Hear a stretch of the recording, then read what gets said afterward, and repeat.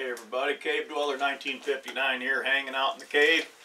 Why are we doing that today? Because it's 4 below zero outside. Way too cold for me to go out there and do something that don't absolutely necessarily have to be done. Take the time. Yesterday I introduced you to my newest one. It is Franchi Momentum. It's called the Momentum. Chambered 308 Winchester. I've been looking for a 30 caliber for a long time. I've got a 94 Winchester. And what cast lead bullets. I got 2 molds cast lead with them. I wanted something that I could put optics on. And Boyd's wanted one to do their measuring so they can make the program.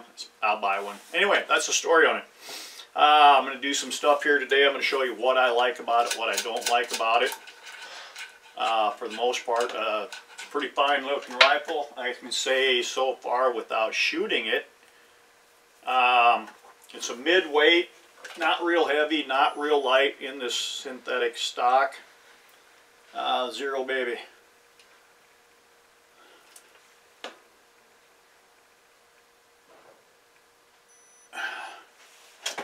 She runs, as we speak, 6 pound, 11 ounces.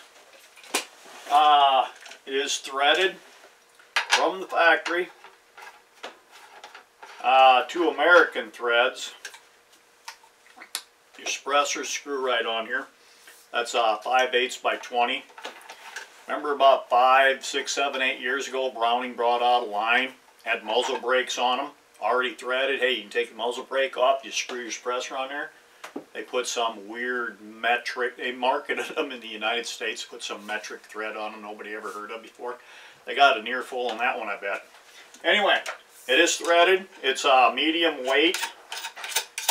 I'm going to throw it up here, take it apart. I'm going to get some measurements on it so I can start loading some ammo for it, some test stuff.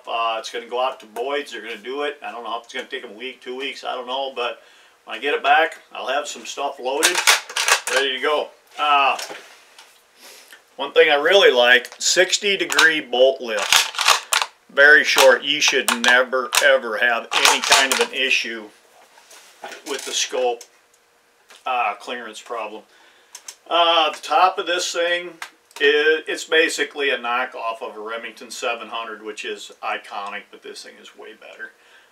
So the top, drilled tapped Remington 700 bases, whatever you want to do. 2-piece, not 1-piece. It says the bridge won't.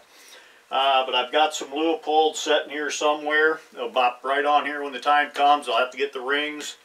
I don't know what I'm going to do for a scope yet. Anyway, let's throw it up here and I'll start taking it apart and showing you some other stuff. Alright, according to the website on this rifle, it's got a 1 11" twist in the barrel. Another one I don't like about it, I'm a firm believer, when that safety is on, the bolt needs to be locked down. That's probably 50-50, maybe not even that good for my opinion on that. I know a lot of people don't care for that. I do. Serious hunting rifle, that baby needs to be locked. It is not. Anyway, adjustable trigger for weight of pull. They're saying 2 to 4 pounds. This one is set from the factory and it breaks right there virtually every time. 3.5 pounds, bam. And that I've never lubed it, I've never done anything to it so far. 3.5 pounds in a hunting rifle, I have absolutely zero issue with that. I might monkey with it just to see how, but it's probably going to go right back too. Bolt removal.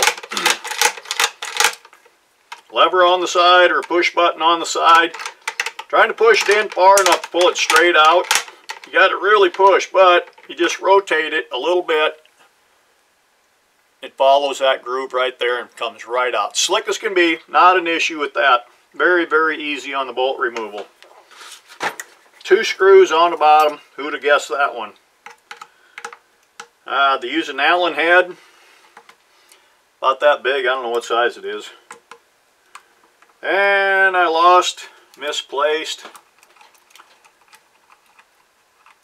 Oh, my Allen head wrench, and I got to use this key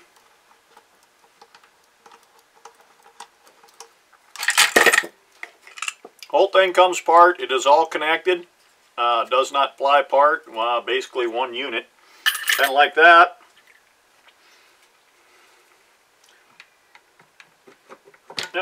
She pops out of there. It's a little bit snug. There the furnace is running, folks. 5 below 0, it's going to run. 4 below. They changed this up a little bit. Instead of having a recoil lug in the middle on the back of the barrel like a Remington, I got these 2 aluminum blocks sitting in there. I imagine it's aluminum, sure looks like it. One on each side, setting at whatever of an angle that is.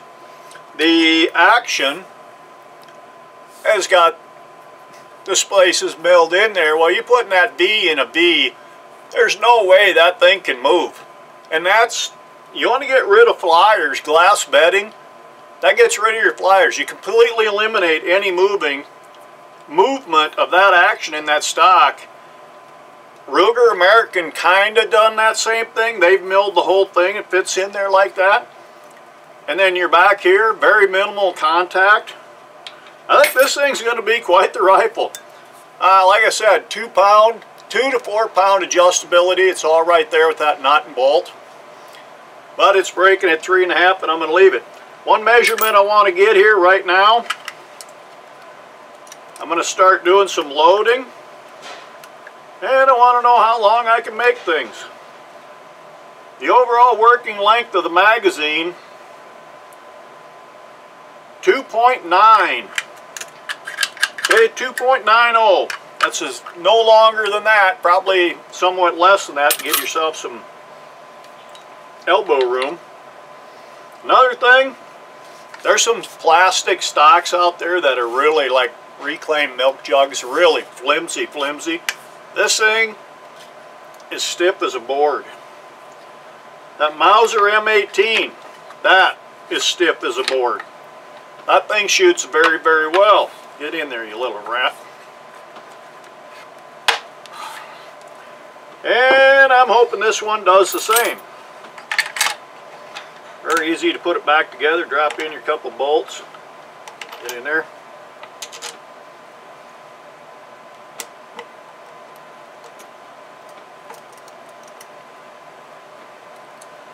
I'm not tightening anything down radical or nothing. I'm just putting it together. It's going to come back apart when somebody else gets hold of it. Okay, let me get my cradle up here.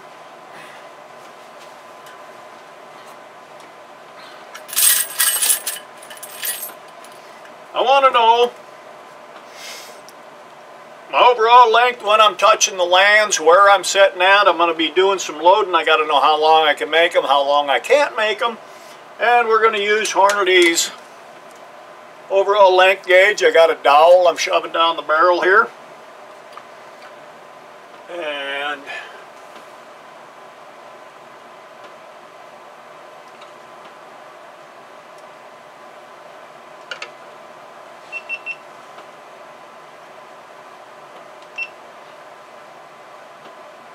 And we fired up another camera for a different angle of the Bojangle. Maybe we can find something different here. Okay, I just happen to have quite a few of Hornady's 165 SSTs. These things I've had for a long time. I haven't had a 308 since the late 90s. Half of this brass is Winchester. That's been sitting on my shelf over there. And half of it, a buddy gave me. It is military stuff. Whew, that stuff was hard to resize. I still need to cut it back for length, but I sized it, polished it, stuck it in with the pins and the wet tumbler. I need to cut it back, chamfer, remove the burrs, and separate it, obviously. Then we can start loading. Anyway, with Hornady's. Do I have a bullet? I do not.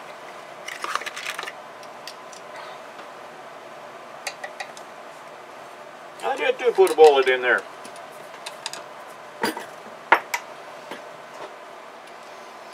Okay, we're going to find out where we are.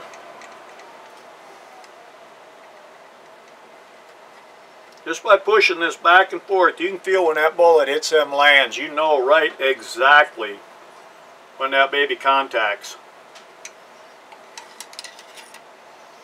This thing has, I've already done this, I'm just showing you, this thing has a very, very long throat in it. Okay? Remember I just measured the magazine well, I got 2.90. My overall length when I hit the lands, I'm at 2.935. So I'm 45 thousandths over the magazine well. So, I'm going to seat that in there. I've got one done already. I seated this one at 2.9, about 2.88, and it cycles and it does its thing in there and it fits in the mag well. But with only a couple of thousandths length, I'm going to end up shortening up another 5, maybe 10. Oh boy, that's got a little bit of bolt down to it. Anyway, I'll probably seat them down. You know that Mauser M18, I shoot that 50 thousandths off the land. That's where Hornady's stuff came from when I started loading that one, and that worked really well. I just stuck with it. I've tried a little shorter, a little longer. 50 thousand works good. I'm just going to do the 50 thousandths here, which is going to leave me relatively